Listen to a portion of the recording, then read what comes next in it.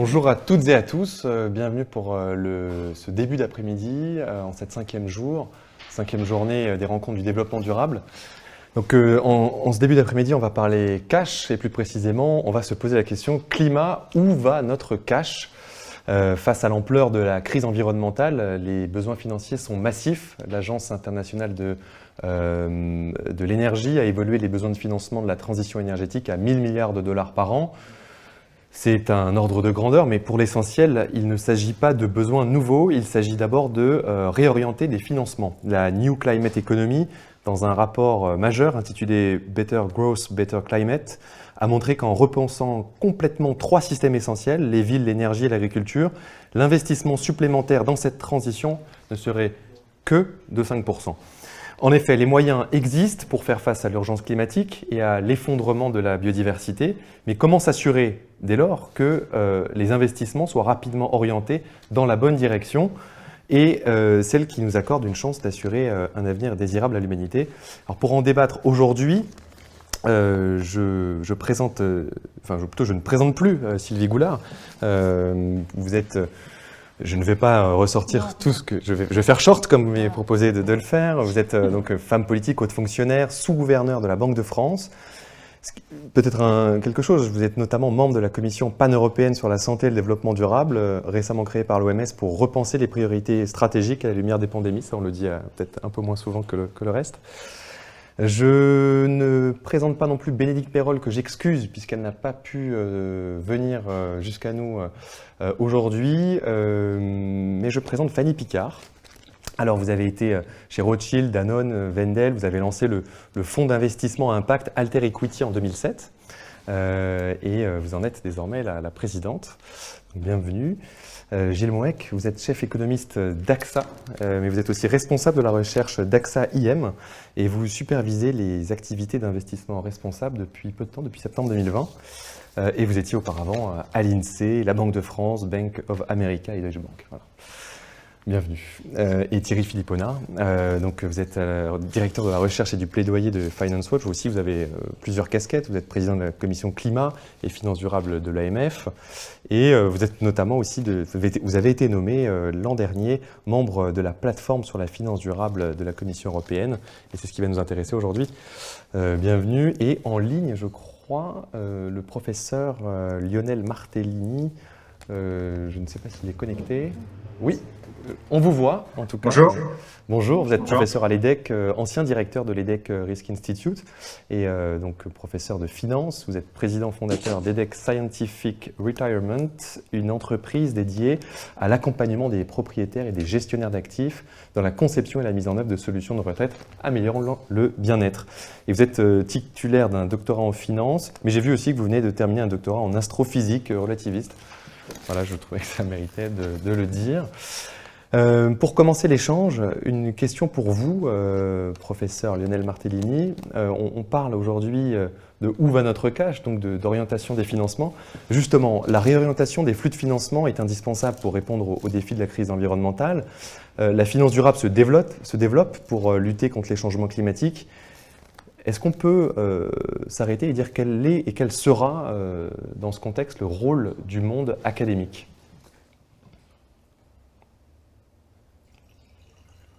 Est-ce que vous nous entendez ?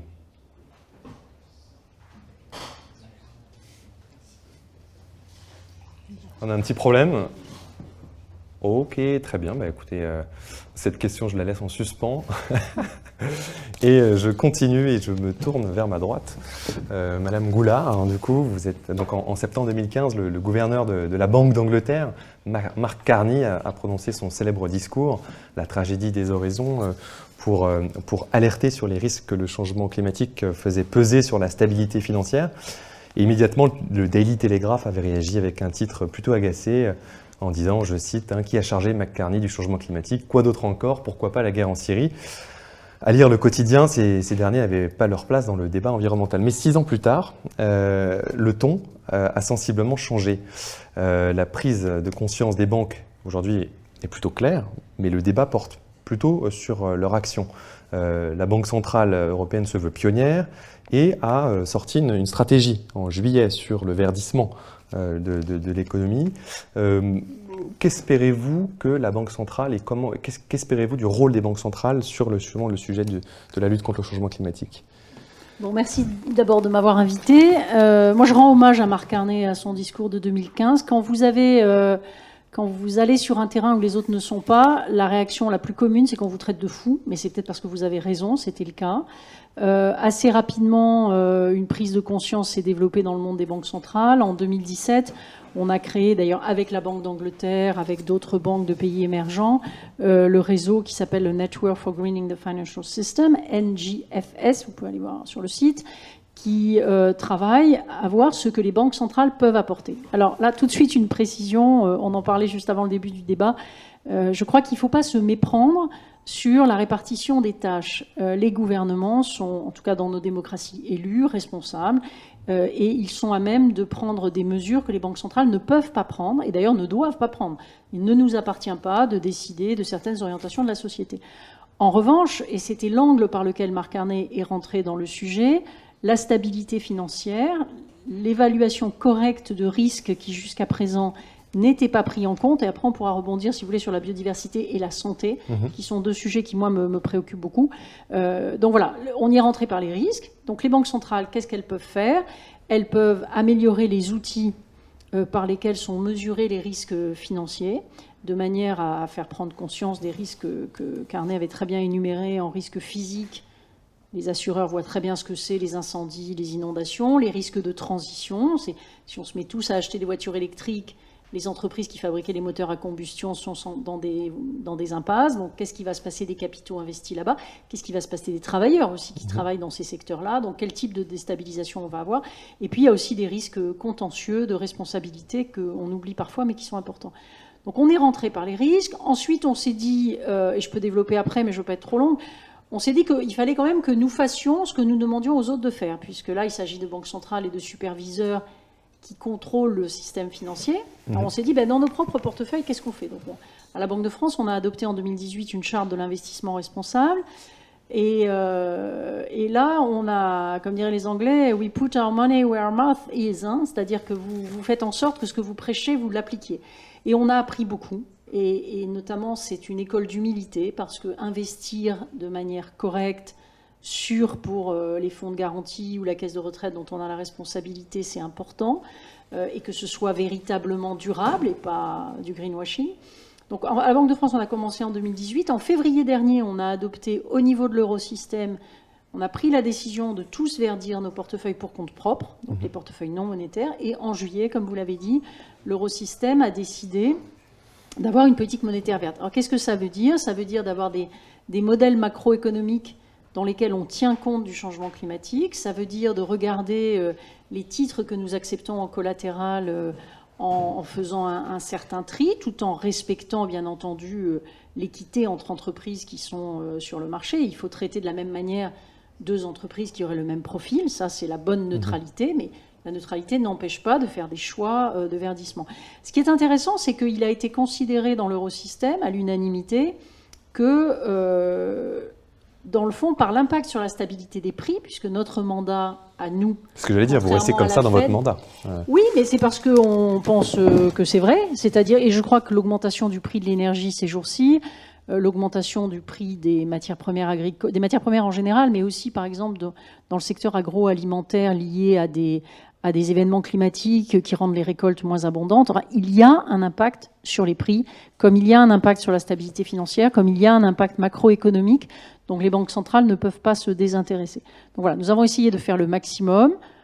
Tout ça est à améliorer régulièrement. Il faut améliorer les scénarios. On a fait des stress tests pilotes aussi. Je peux en dire un mot, mais je vais arrêter là. C'est juste pour dire... Des stress tests climatiques, du coup. Oui, des stress tests volontaires. Et d'ailleurs, je rends hommage aux banques et aux compagnies d'assurance françaises qui ont joué le jeu sur une base volontaire alors qu'il y avait eu le Covid. Enfin, c'était pas la meilleure période. Et on a bien conscience que tout ça n'est pas parfait du tout, mérite énormément de travail, d'ajustage. Enfin, on a des méthodologies à ajuster. Mais enfin bon, en tout cas, on s'est engagé sur cette voie et on est assez content avec le NGFS d'avoir entraîné maintenant près de 100 pays derrière nous et on était 8 fin 2017. En 4 ans, quoi. 100 banques centrales qui ont intégré ce réseau. Plus des observateurs comme le FMI, par exemple, ce que Madame Georgieva a fait décider au FMI cette année en termes de aussi bien approche macro, mais aussi dans les contrôles que le FMI fait dans les pays en termes de stabilité financière, d'intégrer les questions climat. Ils travaillent étroitement avec nous et d'autres organisations aussi, comme la Commission européenne. Quand on se pose la question où va notre cash, les banques centrales maintenant font partie du jeu. Oui, alors le cash, vous savez, dans les banques centrales, c'est autre chose. Hein, c'est les espèces par rapport aux cartes. Mais je ne vais pas vous chercher des poules là-dessus. Mais vous avez raison d'être précise. En tout cas, est-ce que je retourne vers la régie qui m'indique que le professeur Lionel Martellini est peut-être revenu parmi nous? Oui, je crois. Est-ce que vous m'entendez? Moi, je vous entends bien, donc c'est parfait. Justement, je vous posais la première question. Je vous proposais de réagir sur le fait que, sur le rôle du monde académique dans la réorientation des flux de financement. On voit que la finance durable se développe pour lutter contre les changements climatiques. Et justement, quel est et quel sera le rôle du monde académique? Alors, ok, merci pour cette question. Je crois que le rôle académique a traditionnellement, historiquement ou de manière naturelle, au moins 2 rôles à jouer. Et, un premier rôle, c'est un rôle dans l'effort d'éducation. Donc j'y reviendrai peut-être un petit peu tout à l'heure. Celui-là, c'est au fond le plus évident. Je crois que c'est un devoir, quasiment un devoir moral pour chaque personne qui est dans une position d'enseignant, que ce soit dans notre cas en finance ou dans d'autres domaines, que de chercher à informer en fait nos étudiants et à les former même plus qu'à les informer sur l'importance en fait d'avoir une perspective sur le sujet et de les aider à mieux comprendre comment finalement ce bouleversement majeur pour nos sociétés va impacter les métiers dans lesquels ils s'apprêtent à entrer, les fonctions qu'ils s'apprêtent à assumer, en particulier dans la finance. Donc ça, c'est le sujet de l'éducation. Il y a un autre sujet, il y a une autre fonction essentielle, je crois, du monde académique, qui est la fonction de recherche. La recherche académique, parfois, elle est un peu hors sol, un peu coupée du réel, un peu déconnectée. Mais je crois que sur ce sujet-là, elle a vocation, en fait, à peut-être éclairer le débat ou éclairer la pensée en posant un certain nombre de questions, un certain nombre de problématiques. Donc, si vous voulez bien, vous m'entendez bien? Tout à fait, juste je vous entends. Ouais. Ok. Donc, je vais simplement évoquer 2 questions qui sont très au cœur de la réflexion académique sur le sujet du financement, de l'investissement vert et du financement de la transition énergétique.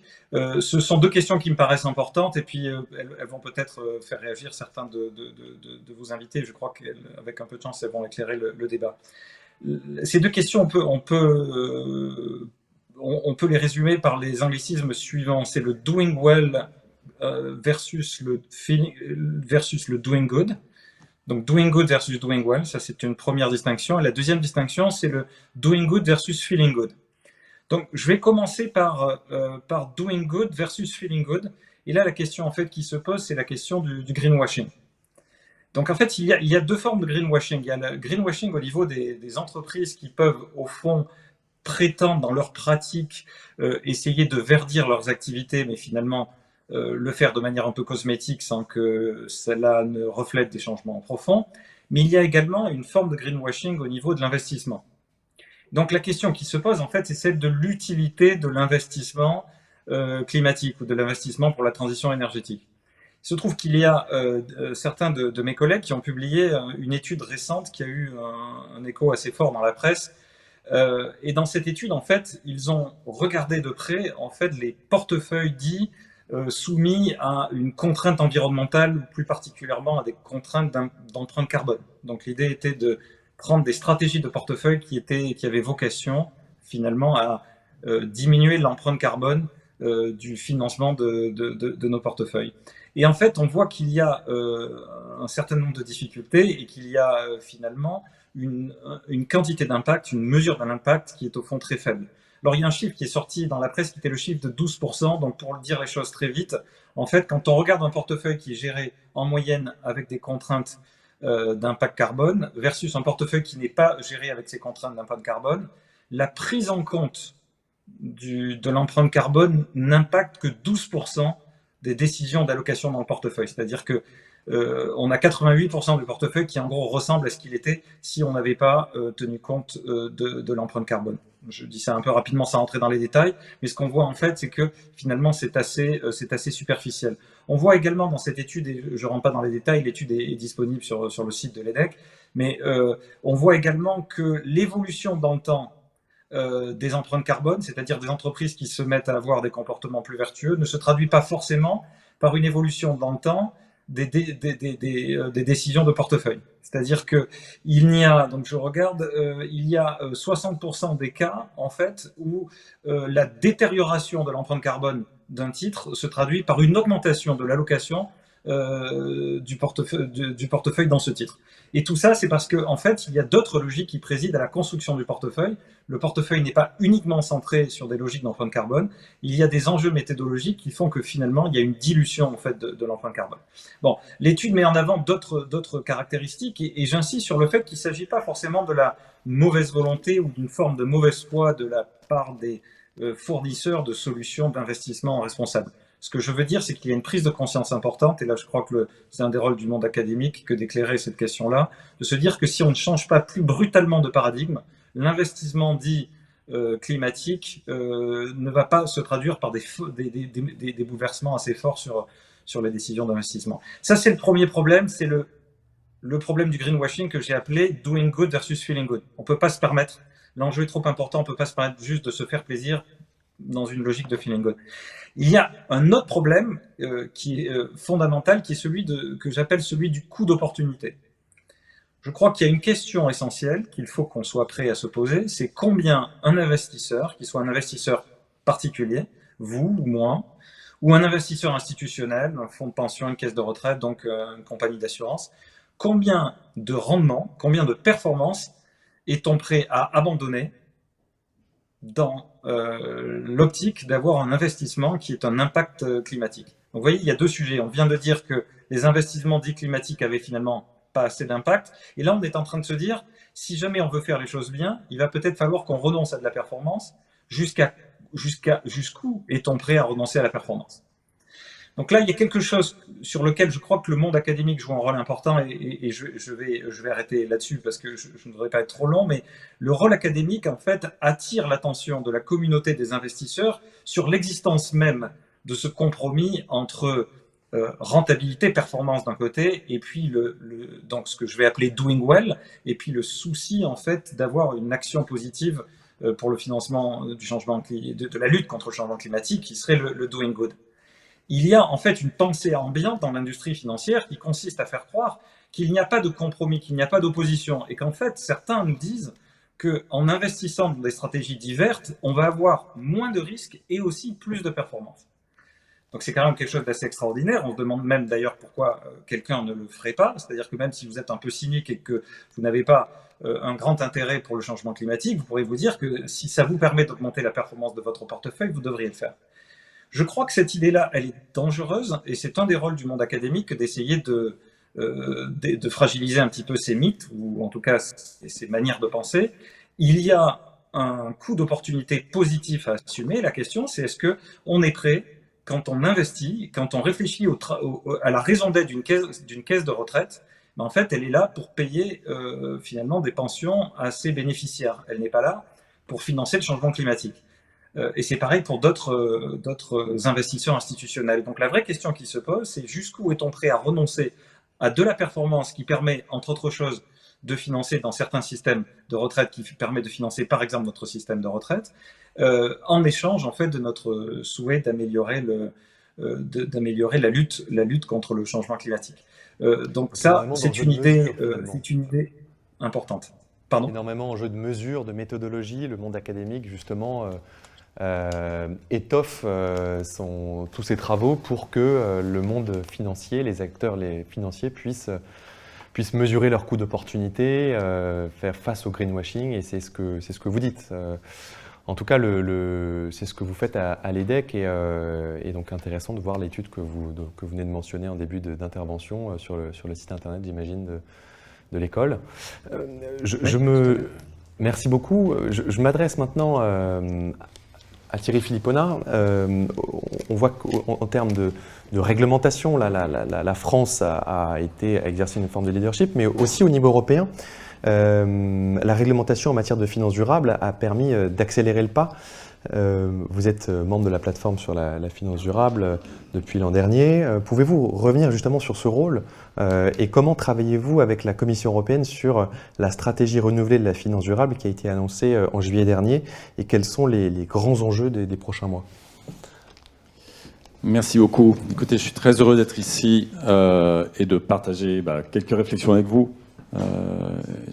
Si je peux me permettre en préalable de dire que je partage très très largement ce qu'ont dit Sylvie Goulard et Lionel Martellini avant moi, sont des points qui sont vraiment très très très importants parce que je vais répondre à vos questions dans une seconde, mais il faut les mettre en perspective, et notamment sur ce que disait le professeur Martellini à l'instant sur le doing well, doing good.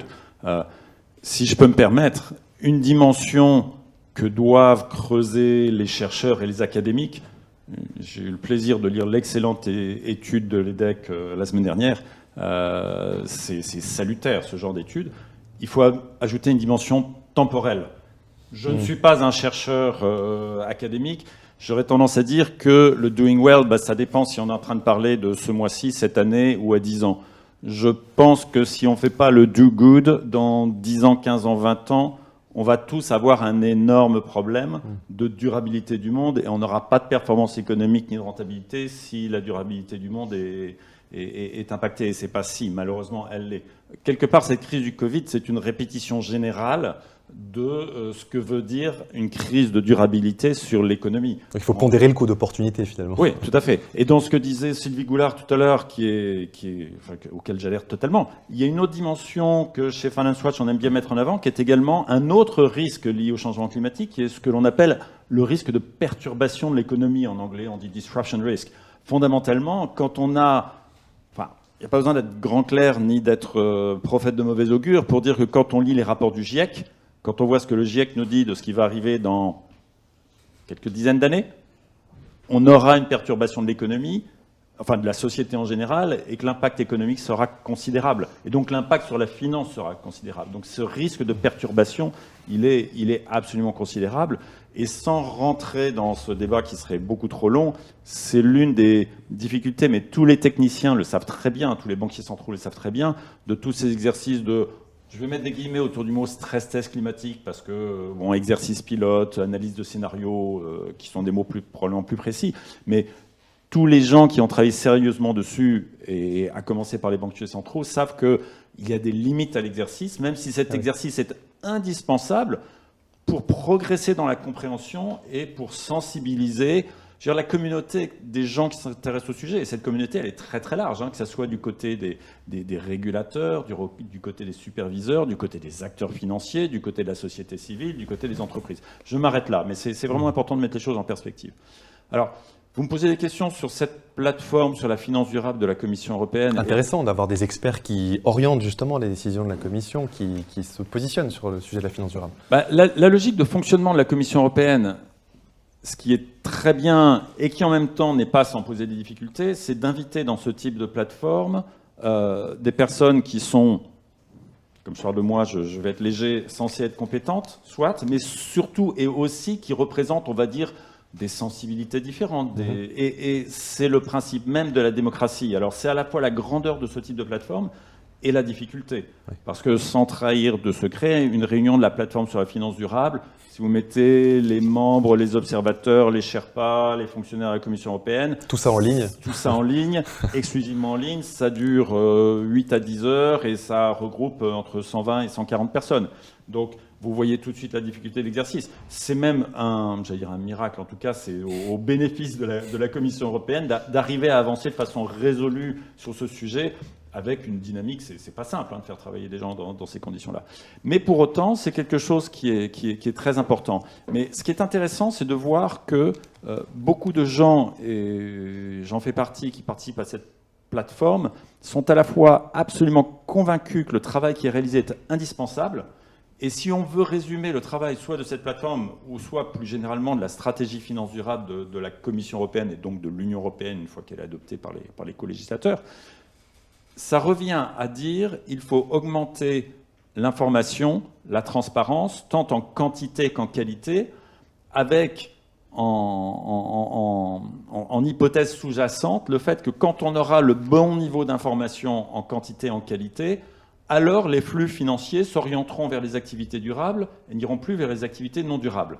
Et quand vous regardez toutes les législations qui ont été adoptées, je pense qu'on n'a pas le temps de les passer en revue en détail, mais de la taxonomie à SFDR, à CSRD, au travail fait actuellement par l'EFRAG, désolé pour les gens qui ne suivent pas tous ces acronymes horribles, mais quelque part je fais exprès de ne pas les expliciter. L'Europe parle chinois. Bon, mais tout ce chinois, il nous dit quoi? Il dit il faut que les émetteurs et les investisseurs améliorent l'information et qu'une fois qu'on aura la transparence de l'information, on aura ce cercle vertueux qui va s'enclencher, c'est-à-dire qu'il y aura plus de capitaux vers les activités durables. Je fais exprès de résumer à grands traits l'hypothèse sous-jacente. Hein. Donc le coût du capital va baisser, et comme le coût du capital va baisser pour les activités durables, ce sera une incitation pour les entreprises qui développent ces activités à le faire, puisqu'elles auront un accès à la ressource financière à un moindre coût. Et donc, la dynamique vers la durabilité du monde sera enclenchée.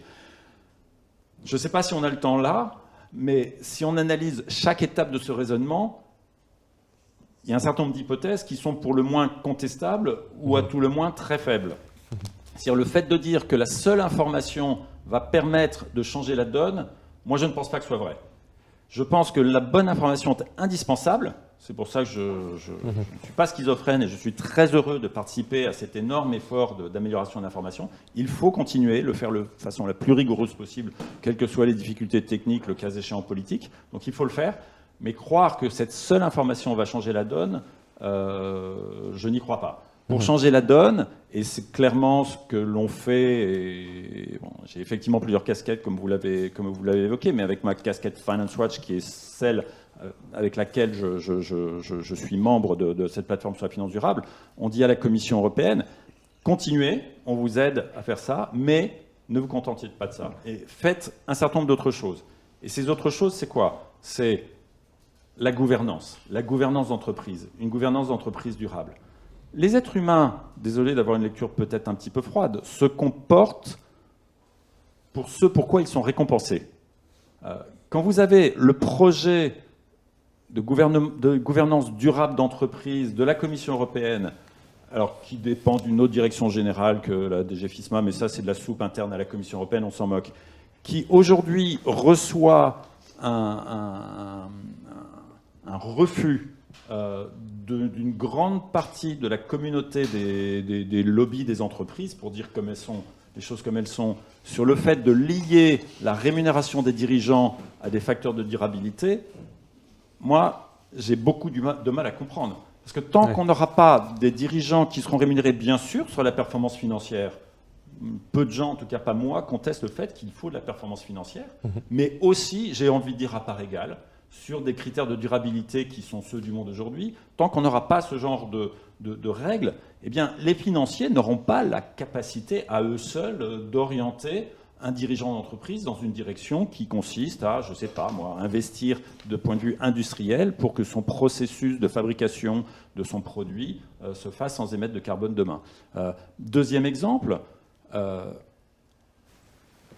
les produits financiers qui sont traités dans le marché ont pour une bonne partie d'entre eux la capacité d'allouer du capital à des entreprises. Pour faire simple, les valeurs mobilières, les actions, les obligations, et puis un certain nombre de variations entre les deux. Et puis certains autres produits financiers, et il n'y a aucun jugement moral dans ce que je dis, on n'est pas dans la morale, n'allouent pas le capital aux entreprises. Voilà, c'est comme ça. Aujourd'hui, tous les produits financiers vont pouvoir se baptiser durables à partir du moment où ils vont porter sur une activité économique dite durable selon la taxonomie européenne. Et là, je rejoins ce que disait, ou je relis plus exactement ce que disait le professeur Martellini tout à l'heure, quand il disait « Qu'est-ce qu'on essaye de faire? Doing good ou feeling good ?» Si on qualifie de durable un produit financier qui ne va pas allouer du capital à une entreprise, à ce moment-là, on est dans le feeling good, c'est-à-dire que la personne qui acquiert une exposition au marché financier via ce produit, bon, ben, on peut lui dire... Donc un risque de greenwashing avec la taxonomie. Je pense que si on ne combine pas la taxonomie qui analyse les activités économiques par rapport à leur durabilité et la capacité d'un produit financier à effectivement financer une entreprise, on va revenir à la base, c'est la combinaison de ces deux facteurs qui doit permettre de déterminer un produit financier durable. Et ça, c'est une conviction profonde. Parce que, en fait, une autre façon de redire... On appelle la finance à impact, finalement. Oui et non. La finance à impact, ça a aussi un sens plus précis. Mais en tout cas, l'impact de la finance durable, certainement. Une autre façon de répondre à la question du greenwashing, c'est, de mon point de vue, il y a deux niveaux de greenwashing. Il y a le niveau de... Est-ce que... Et là, je me concentre sur la partie finance, pas sur la partie émetteur-entreprise de l'économie dite réelle. Il y a le côté, est-ce que les financiers font ce qu'ils disent? Et il y a, est-ce que ce qu'ils disent a de l'impact? C'est pas la même chose. Et vous voyez aujourd'hui qu'il y a, et c'est déjà beaucoup, mais je participe également à cet effort, beaucoup de travail des superviseurs pour s'assurer que ce qui est dit est effectivement fait. Et ça, on a beaucoup avancé, notamment en France. Je ne suis pas là pour parler... Article 173, etc. Article 173, et puis, encore une fois, je ne suis pas là pour parler pour l'AMF, mais clairement, l'AMF travaille énormément sur ce sujet, de s'assurer que quand un investisseur, une société de gestion de portefeuille dit qu'elle fait quelque chose, elle le fait vraiment. Voilà. L'information financière est-elle claire, exacte et non trompeuse? Mais ça, c'est le premier niveau du greenwashing. Le deuxième niveau, c'est est-ce que ce qui est fait a un impact? Est-ce que ça change la donne? Et là, on reconnecte sur l'étude de l'EDEC. Alors, le sujet est énorme, mais in fine, on voit bien que le niveau qui est vraiment important, c'est à ce niveau-là. Et donc, ce que je disais sur la capacité des produits financiers à effectivement financer une entreprise va être quelque chose de fondamental, parce que le capital, les financiers autour de moi, c'est bien sûr, voilà, j'apporte un financement, mais c'est également du pouvoir. Quand vous êtes actionnaire, vous avez du pouvoir sur l'entreprise. Quand vous achetez un green bond, c'est quoi un green bond? C'est une obligation, jusque-là on est tous d'accord, mais c'est aussi une obligation dont le montant est fléché. Il est fléché avec un droit de regard. Alors, je ne dirais pas que c'est comme une action, mais ça a une gouvernance qui est d'un ordre différent de la gouvernance d'une obligation classique. Donc, ce qu'on est en train de dire, c'est que le financier a également du pouvoir. Mais encore faut-il que ce pouvoir puisse se matérialiser de l'autre côté. Et puis, il y a tout le sujet, qui est un sujet sur lequel travaillent ô combien les banques centrales et les superviseurs bancaires. C'est le sujet du lien entre changement climatique et stabilité financière. Aujourd'hui, et ça ne dépend pas des banques centrales, pour les personnes qui nous écoutent, qui pourraient ne pas connaître toutes les arcanes de qui décide quoi, la législation en matière de normes prudentielles pour les banques et les compagnies d'assurance ne reflète pas, notamment ce qu'on appelle le risque des stranded assets, le risque d'actifs échoués, qui est en gros le fait qu'il n'y a aucun scénario dans lequel les actifs liés aux énergies fossiles vont pouvoir prospérer.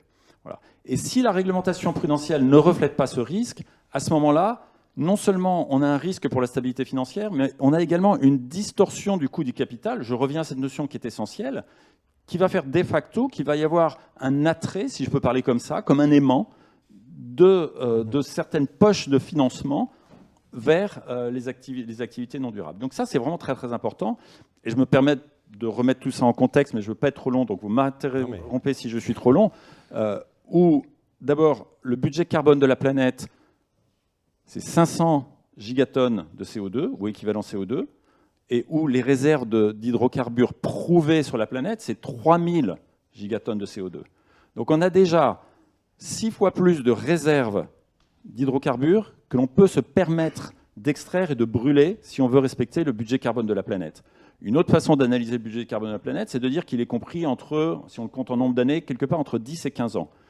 Donc on a aussi une question, et ce n'est pas la moindre des difficultés, de résoudre ces questions extrêmement vite, voilà, sachant qu'elles sont complexes. Et que tous les gens compétents, il y en a beaucoup qui travaillent sur ces sujets, que ce soit les universitaires, les banques centrales et bien d'autres, savent que c'est complexe et qu'ils ne prétendent pas savoir tout et avoir tout compris.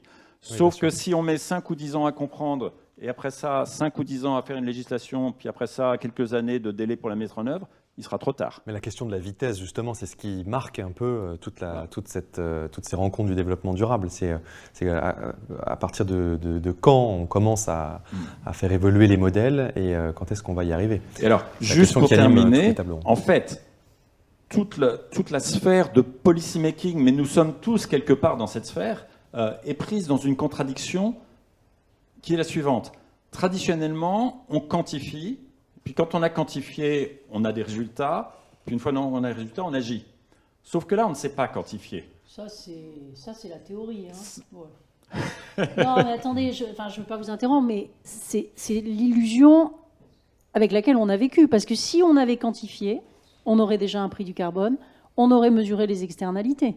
Donc, enfin voilà, c'est pas contre vous, mais on est dans un monde qui a tellement ignoré un certain nombre de réalités de quantification en ne prenant pas les législations ou les mesures nécessaires, que maintenant... Enfin, mais je suis entièrement d'accord avec ce que vous disiez sur le fait que beaucoup de gens pensent qu'ils pourraient se payer le luxe d'attendre d'être parfait pour pouvoir agir. Or, nous, on le fait très très humblement, on va par approximations successives, mais il nous semble que dans le trade-off entre agir ou avoir le temps d'arriver à la perfection, il vaut mieux essayer d'agir comme on peut tout de suite. La finance durable, c'est du tâtonnement. Ça, c'est sûr en fait, je pense que nous disons exactement la même Bien chose. sûr. Nous disons exactement la même chose. Et ce qui me frappe, c'est que, en tout cas, dans l'esprit d'un certain nombre de décideurs de haut niveau, il y a ce trade-off. Et qu'aujourd'hui, moi, j'entends des responsables de haut niveau me dire mais il n'y a pas besoin d'agir. Mais il y a le fait que leur horizon politique est tellement court. On est d'accord. C'est même pas un trade-off, c'est qu'ils ont le nez sur le guidon. Enfin bon, je ne vais pas continuer. Bon, on va poursuivre en tant l'échange. qu'ONG spécialisée sur la finance, on essaye de leur dire, et moi, tous mes amis, j'ose utiliser ce mot, banquiers centraux qui travaillent sur le sujet, sont d'accord avec moi pour dire que c'est pas parce qu'on travaille sérieusement sur une quantification la plus rigoureuse possible d'un sujet ô combien complexe qu'on ne peut pas agir dès aujourd'hui au niveau qualitatif, avec un raisonnement économique qui peut soit agir directement sur la réglementation prudentielle, il faut discuter de ce qu'on fait très concrètement, mais il est possible de faire ça, soit de façon plus générale, agir sur la question de fond, parce que les responsables politiques, c'est quand même leur travail, et ben voilà, la finance, elle ne peut pas tout. La finance ne peut pas tout. Alors la finance ne peut pas tout, justement. Alors donnons un peu la parole aux acteurs financiers. Merci beaucoup. Fanny Picard, vous avez été pionnière en matière de finance à impact et aujourd'hui vous êtes encore à la source de plusieurs innovations. Ça pourra faire écho justement à l'échange qu'on vient de commencer ensemble. Donc selon vous, les investisseurs doivent aussi faire leur part en se montrant plus exigeants vis-à-vis des dirigeants du point de vue de la démarche ESG de leur entreprise. Bon. Mais avec Alter Equity, vous les invitez à s'engager à travers un business plan extra-financier, un exemple d'innovation porté par le fonds, qui a été le premier à poser une telle condition à ses investissements. Et je ne parle pas du bilan carbone obligatoire. Donc concrètement, ce sont des illustrations finalement de ce que l'on vient de commencer à dire. Pouvez-vous présenter justement votre philosophie d'investissement ? Oui, bien sûr, avec plaisir. En premier lieu, je voudrais beaucoup vous remercier à nouveau de votre invitation et dire que j'abonde également totalement avec ce que vous avez dit chacun, Sylvie Goulard, Thierry Philipponnat et le professeur Martinelli. Mais je vais commencer par répondre à la question et puis peut-être que s'il me reste un petit peu de temps, je poursuivrai en rebondissant sur vos propos. Effectivement, j'ai été la première à parler de finance à impact en France et en Europe. En créant ce fonds d'investissement qui, pour la première fois, s'est saisi de cet outil de l'investissement pour soutenir l'intérêt général dans sa double dimension sociale et environnementale, avec l'ambition de financer les transitions sociales et environnementales.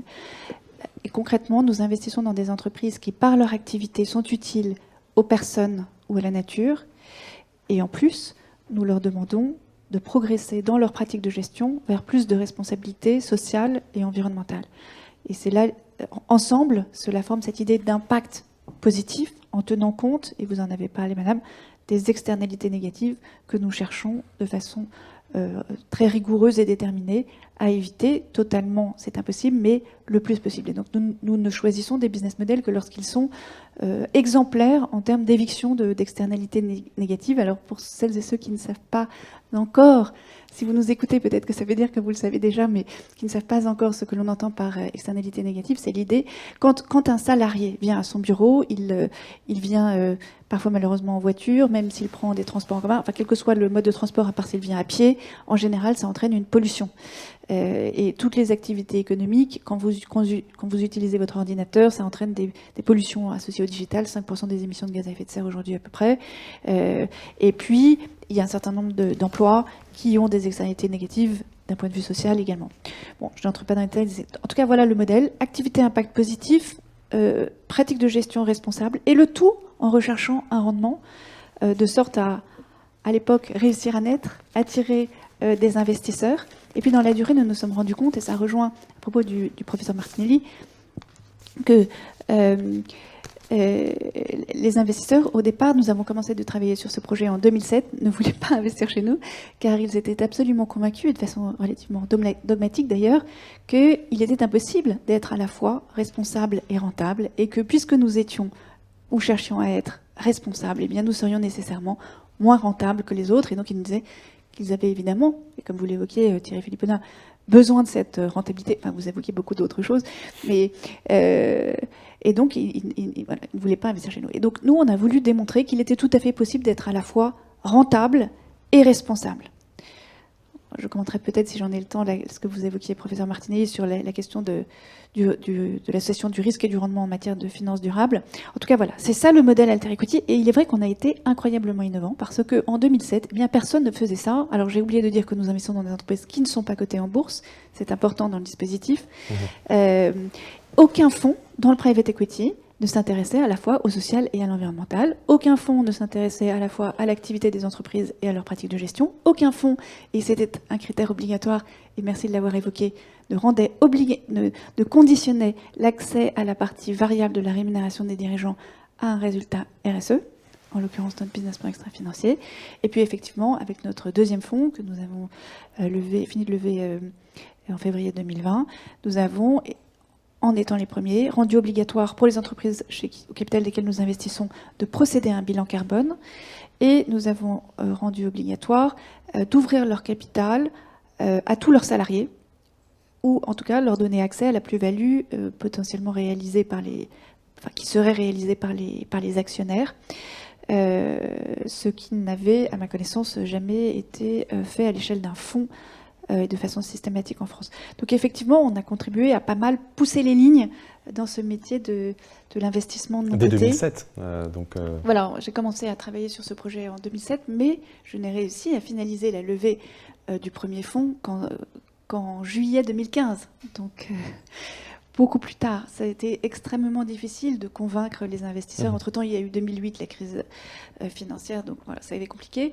Mais enfin, à partir de 2007, nous avons proposé ce projet, nous l'avons rendu public, donc on a commencé à participer à la réflexion et à l'action sur ces sujets. Et je fais partie de celles et ceux qui ont été immensément impressionnés par la position à l'époque de Marc Cartney, parce que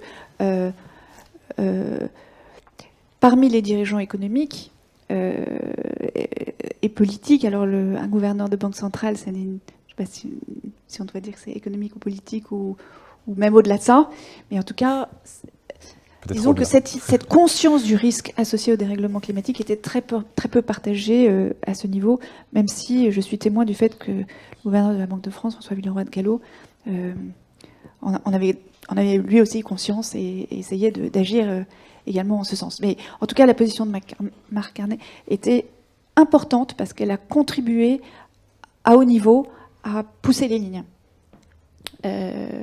Sur la question du rendement, justement, vous vouliez répondre au professeur Lionel Martellini. Est-ce que, justement, comment vous voyez, vous, ce couple rendement-risque dans les secteurs dans lesquels vous avez lancé votre fonds?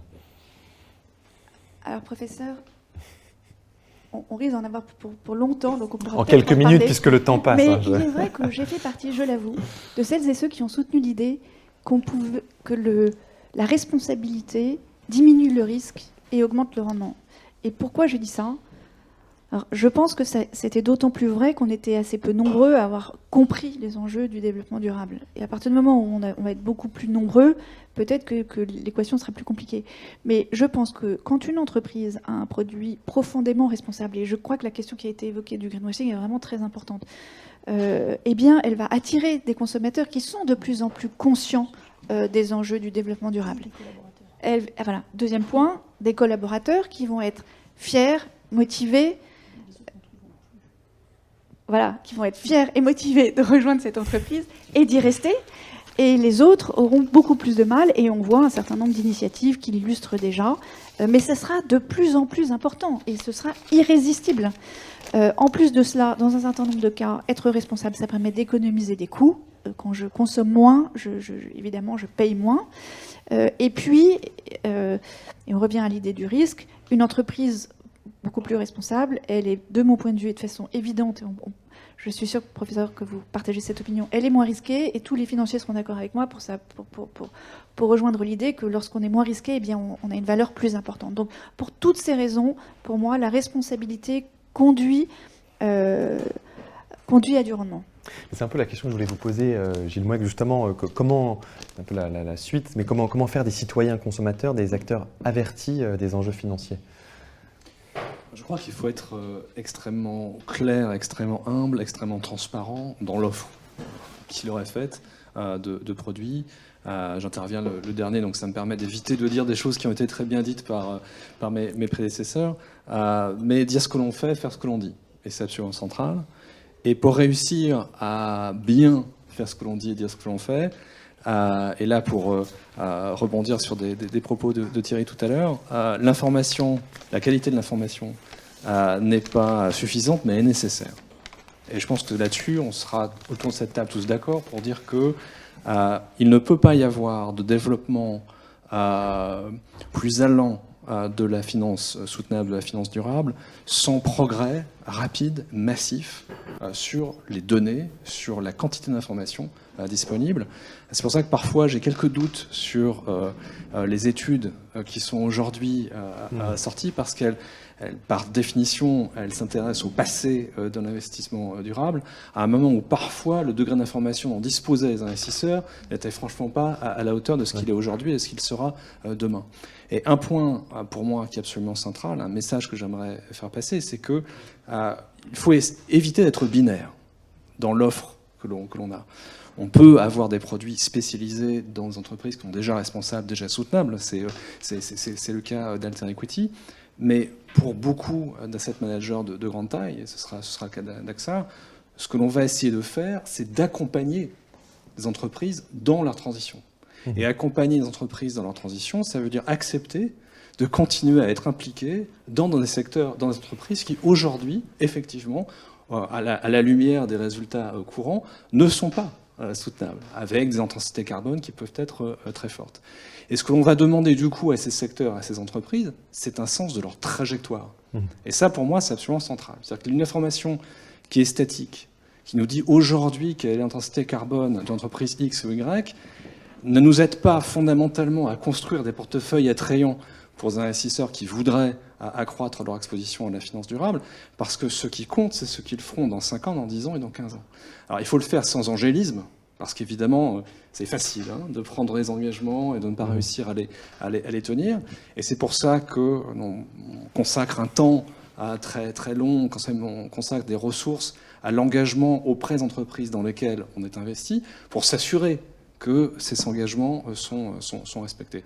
Mais cette information-là, la trajectoire, que de plus en plus d'entreprises nous disent, eh bien voilà, à 5 ans, à 10 ans, à 15 ans, voilà ma trajectoire carbone, et voilà quelles sont les conditions financières et techniques, souvent c'est le nerf de la guerre, les conditions techniques de cette transition, pour nous, ça nous aidera à construire des portefeuilles attrayants et à éviter les risques qui ont été mis en évidence jusqu'ici.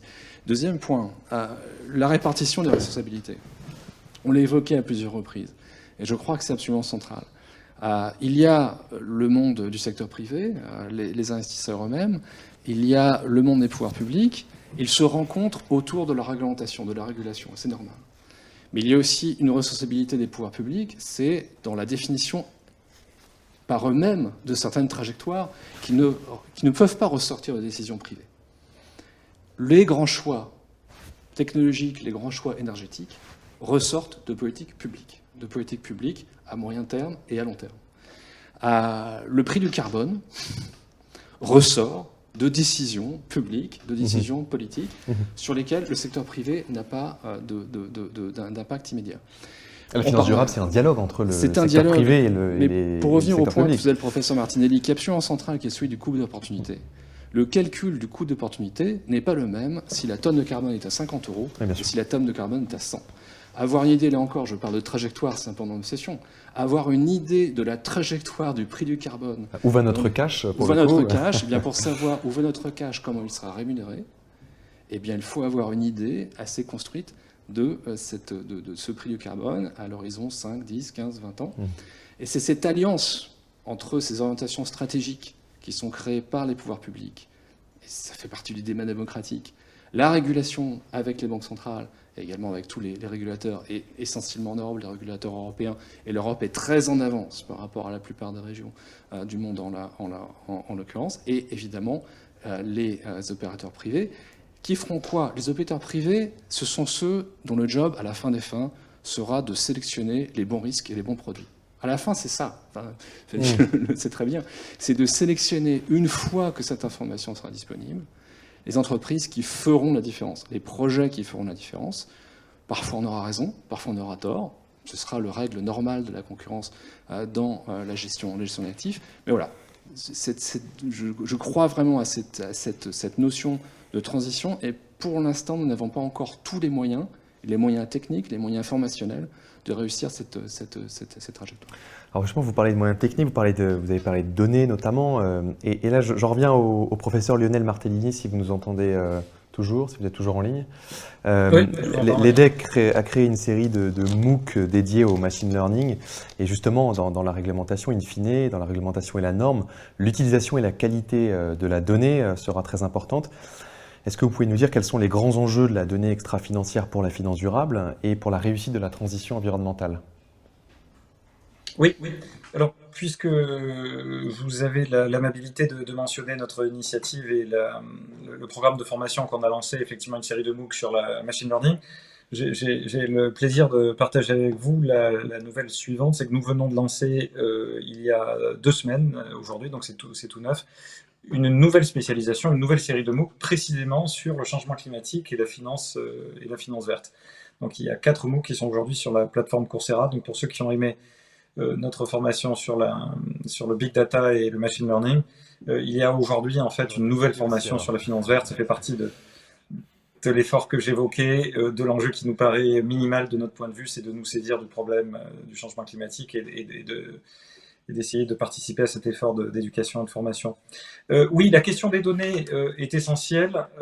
Il y a un certain nombre de difficultés autour de cette question de données. Il y a eu une époque où on n'avait pas assez de données. Aujourd'hui, j'allais dire que le problème n'est pas exactement qu'on n'a pas assez de données, c'est presque l'inverse. On a parfois trop de données, ou en tout cas on a des données qui ne disent pas la même chose. Donc il y a un grand niveau, un grand degré d'hétérogénéité entre les mesures fournies, en particulier en termes d'impact carbone des entreprises cotées. Il y a une grande hétérogénéité entre les mesures fournies par différents fournisseurs. Et le problème est le suivant, quand on reste au niveau le plus limité, ce qu'on appelle scope 1 ou scope 1 et scope 2, là, on arrive tous à peu près d'accord sur quelle est la mesure en fait de l'empreinte carbone d'une entreprise. Là où ça devient compliqué, plus compliqué, c'est quand on va au niveau supérieur, qui est ce qu'on appelle le scope 3, qui est un niveau plus étendu, qui prend en compte l'intégralité de la chaîne de valeur de l'activité d'entreprise à la fois en amont et en aval. Et dans ce cas-là, on voit que les niveaux de désaccord sont énormes enfin, entre les différents fournisseurs, puisqu'ils n'utilisent pas les mêmes méthodologies, ils n'utilisent pas les mêmes données eux-mêmes en input, et donc on a des niveaux d'empreinte carbone qui sont extrêmement différents. Donc ça c'est un vrai sujet. Comment dire, on ne sait pas gérer les risques qu'on ne sait pas mesurer, de toute évidence. Donc l'enjeu de la mesure du risque, l'enjeu de la mesure de la contribution d'une entreprise au changement climatique, et par ailleurs, de manière concomitante, l'enjeu de la mesure de l'exposition d'une entreprise au changement climatique, qui sont 2 enjeux différents, il y a effectivement des progrès énormes à faire dans ce domaine, et ça fait aussi partie des enjeux pour lesquels la recherche académique a probablement quelque chose à contribuer. Fanny Picard, que pensez-vous de la définition de la finance à impact qui vient d'être publiée la semaine dernière par Finance for Tomorrow, et quelle perspective y voyez-vous? Écoutez, D'abord, je pense que je fais partie, encore une fois, de celles et ceux qui étaient très heureux que le gouvernement se saisisse de la question de la définition de l'impact et encourage un travail de place permettant d'aboutir à une définition. La définition, c'est globalement l'idée qu'une finance à impact, c'est une finance qui soutient des entreprises contribuant à l'accélération des transformations vers une société plus juste et plus durable. Ça me semble une définition très inspirante de l'impact. Ensuite, il y a un certain nombre de modalités qui la compliquent un petit peu.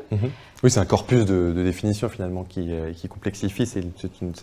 Où est l'impact dans toute la chaîne de valeur finalement. Voilà.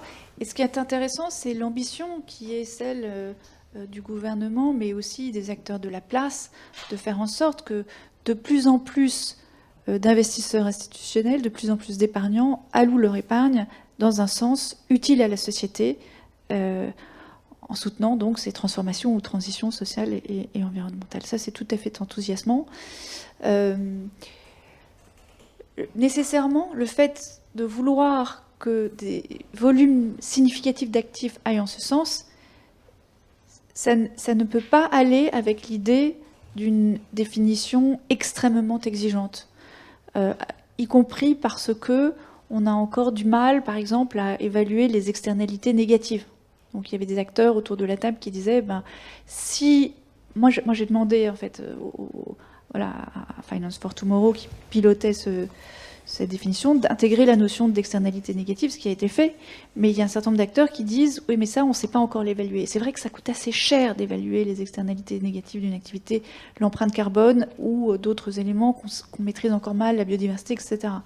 Donc, le choix qui a été fait, et il est parfaitement compréhensible, c'est de ne pas demander un niveau de ne pas requérir un niveau d'exigence qui soit tel que plus personne ne puisse y répondre. Mais donc, c'est cette idée, elle est ambitieuse et je trouve qu'elle est particulièrement inspirante. En tout cas, c'est la nôtre, de financer les transitions. Et ça va rendre nécessaire, et ça a été abordé par le groupe de travail qui a rassemblé à peu près 70 personnes, enfin ça a été vraiment un gros travail de place, des questions d'évaluation de l'impact, de certification de cette évaluation. Voilà, donc en fait c'est le début d'un processus, et si la question, puisque vous me posez la question, qu'est-ce que j'en pense, et bien moi je suis ravie de cette ambition de place, en ce sens, qui renouvelle un peu l'investissement socialement responsable, qui cherche à aller plus loin. Oui, puisqu'on parle beaucoup de définition, de mesures, et voilà une proposition. Mais je voudrais rappeler, en rebondissant sur ce que Thierry Philippone évoquait tout à l'heure, sur l'urgence et l'importance de ces enjeux. Mais l'urgence, on la connaît tous. On sait, le rapport du GIEC a été extrêmement clair, et je crois qu'on le savait tous avant nous. La probabilité de rester sur une trajectoire à plus 1,5 degré, elle est aujourd'hui considérée de façon globale comme extrêmement faible. Il faudrait, pour ce faire, d'ici 2030, de réduire les émissions de gaz à effet de serre de 7% par an. Enfin, ça dépend un peu des calculs. Moi, les calculs que j'ai faits, j'arrive à 7%. C'est le calcul du Shift Project, c'est le calcul d'autres gens assez sérieux. Il y a des gens qui parlent un peu moins. Peu importe, en tout cas, c'est un niveau. On pense que les émissions de gaz à effet de serre ont diminué de 5-6%. Là aussi, on a encore des chiffres un petit peu différents en 2020, l'année de la crise sanitaire. Voilà, ça veut dire que chaque année, on doit diminuer plus nos émissions de gaz à effet de serre que l'année où le monde entier a arrêté de produire. Donc, c'est un niveau d'ambition colossal. Et donc, le 1,5%, plus personne vraiment n'y croit. Ça reste une ambition. Je vous rappelle qu'à plus de 1,5%, 99% des coraux disparaissent. Si je puis me permettre, quand on parle 1,5 degré à 2 degrés, les gens peuvent se dire, bon, finalement, c'est pas énorme, mais en termes de biodiversité, c'est phénoménal. Colossal. Et les conséquences, c'est pour ça que, malheureusement, je suis d'accord avec vos chiffres, mais qu'il n'y ait pas une prise de conscience beaucoup plus forte de l'enjeu devant lequel on est en termes climatiques et sur d'autres sujets. Je voulais juste faire une petite remarque, justement, c'est les rencontres du développement durable. Et le développement durable, c'est dans les 17 objectifs des Nations Unies, c'est beaucoup plus que le climat. Oui. Et le climat, on a au moins la possibilité de se référer à un critère unique qui est l'élévation des températures, alors que pour ce qui est des inégalités, de la discrimination des femmes ou d'autres catégories de population ou d'autres éléments, on n'a pas ça, et que dans la biodiversité sur laquelle on commence à travailler à la Banque de France et le NGFS commence à travailler, certaines entreprises privées sont aussi très actives. on se rend compte que, en fait, le risque qui est en face de nous, c'est un risque qui touche le vivant. Pendant longtemps, on pensait que le climat, c'est une affaire d'écologistes, entre guillemets, quoi. Je caricature, mais il y avait des gens qui voyaient ça comme ça. Non, c'est une question pour l'humanité. Directement parce qu'on est impacté par le changement climatique, indirectement parce que les conséquences sur la biodiversité vont être effroyables sur la pêche, la production agricole, la déforestation, et les pandémies. Et ce qui est absolument clair, c'est que nous sommes au début d'une ère de pandémie. C'est trop récent. Non, mais nous sommes au début d'une période où il y avait déjà eu des alertes extrêmement fortes, avec Ebola par exemple. Si vous prenez le sida, Ebola, un certain nombre de SARS, je ne suis pas du tout médecin, mais j'ai pas mal travaillé dans cette commission de l'OMS Europe sur ces questions-là. C'était le lien entre santé et développement durable. À la limite, ne le faites pas pour les gorilles et les gazelles, mais faites-le pour vous-même. De veiller à ne pas faire de la déforestation, à ne pas transformer les habitats naturels d'une manière telle que les pandémies vont se multiplier. Donc voilà, c'est pas pour alourdir le bilan, mais je pense que collectivement, si nous prenons au sérieux le concept de développement durable, qui a en plus des opportunités positives. Alors moi, je suis tout à fait d'accord avec ce que vous avez dit sur le fait que sans aucun angélisme, on peut quand même penser que toutes les boîtes qui s'engagent dans ce genre de démarche sont des boîtes qui sont gérées par des gens qui sont plus probablement, qui ont plus compris certaines évolutions de la société, plus en phase avec leurs clients potentiels, leurs collaborateurs, etc. Voilà, donc j'arrête là.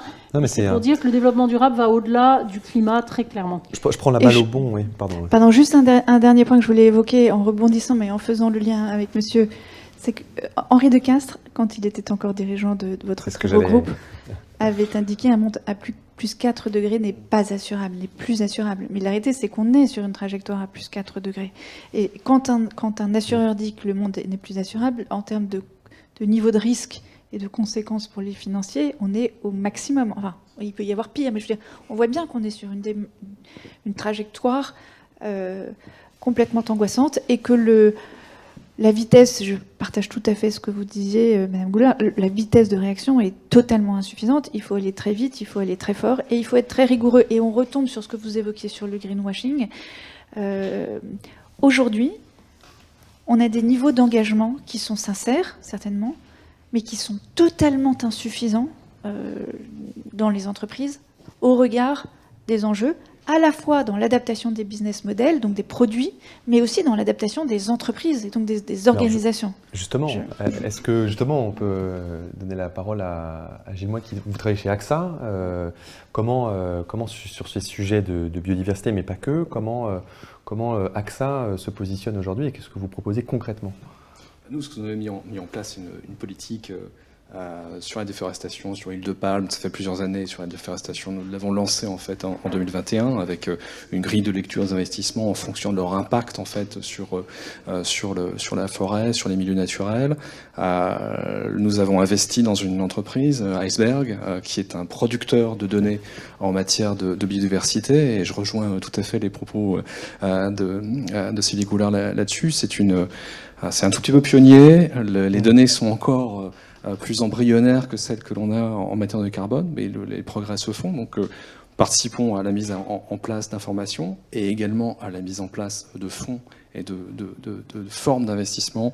Nous investissons également directement dans des forêts. Nous sommes un gros investisseur en forêt. Puis en termes de méthodologie avec la TNFD. Voilà, la méthodologie, je pense que là, on arrive à mettre en place je suis désolé de l'anglicisme, les building blocks d'une politique cohérente qui permettent d'aller devant des épargnants, qui permettent d'aller devant des institutions institutionnelles en disant voilà, au-delà de la question d'urgence absolue du réchauffement climatique et des émissions de carbone, nous avons aussi une offre possible en matière de biodiversité, en matière de déforestation, en matière de lutte contre le développement anarchique de l'huile de palme. Donc ces produits-là existent. Mais je voulais juste faire deux points qui seront peut-être un point un peu positif, parce que là, on s'est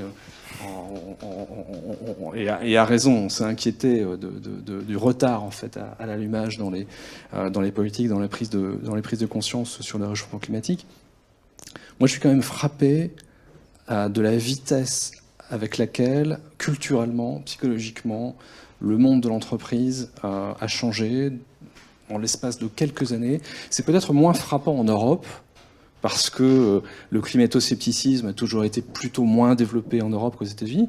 Mais aux États-Unis, vous le notez, vous le sentez. Et même lorsque on a eu une administration américaine jusqu'en janvier dernier qui était, disons, assez peu portée sur les politiques de lutte contre le réchauffement climatique, on a eu des pratiques de la part des entreprises américaines et également des États fédérés qui étaient tout de même, qui allaient vraiment dans la bonne direction. Donc cette prise de conscience, elle existe vraiment. Vous ne trouvez plus, ou très peu, d'entreprises, cotées en tout cas de grandes entreprises, qui vous disent brutalement, écoutez, le réchauffement climatique, je n'ai pas de stratégie, ça ne m'intéresse pas. On a parfois, je parlais tout à l'heure des trajectoires de transition, on manque encore d'engagement concret, mais le changement psychologique est quand même très, très, très fort. Et je voulais là, pour le coup, finir aussi sur un point légèrement négatif, ou en tout cas pessimiste, mais qui joue un rôle dans l'activité d'investissement et qui peut avoir un effet de levier positif sur la lutte contre le réchauffement climatique, c'est précisément la peur des actifs échoués. Et je trouve qu'on en parle trop peu. C'est-à-dire que lorsque les gestionnaires d'actifs ont une responsabilité fiduciaire, leur responsabilité fiduciaire, c'est bien sûr d'essayer de trouver pour leurs épargnants les meilleures rémunérations possibles en fonction du risque, mais c'est aussi de protéger tout simplement l'existence même de leur épargne. Et dire, et je reboucle avec le point que je faisais sur le prix du carbone, dire attention, vous avez des entreprises, des secteurs dont la viabilité économique à l'horizon 5, 10, 15 ans n'est pas assurée pour un prix du carbone de X, Y ou Z, c'est préparer en fait le désengagement du capital mobile depuis ces secteurs qui, s'ils ne font pas des efforts monstrueux dans les années qui viennent, vont devenir totalement obsolètes. Et protéger nos épargnants, c'est aussi mettre en avant devant eux cela. La finance, c'est offensif, essayer de trouver les bonnes entreprises, les bonnes opportunités, les bonnes rémunérations, et c'est être aussi défensif.